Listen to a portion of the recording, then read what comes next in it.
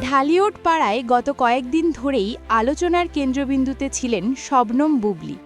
চারদিকে গুঞ্জন ছড়িয়েছিল যে মা হওয়ার জন্যই নাকি লোকচক্ষুর অন্তরালে সুদূর আমেরিকায় পাড়ি জমিয়েছেন এই চিত্রনায়িকা। বুবলির দীর্ঘদিনের অনুপস্থিতি আর হঠাৎ অন্তর্ধানে ভক্তদের মনেও দানা বেঁধেছিল নানা সংশয়। তবে সব জল্পনা কল্পনাকে বুড়ো আঙুল দেখিয়ে হঠাৎ করেই সামাজিক যোগাযোগ মাধ্যমে সরব হলেন তিনি। কোনো আগাম বার্তা ছাড়াই সামনে এলেন নতুন এক রূপে।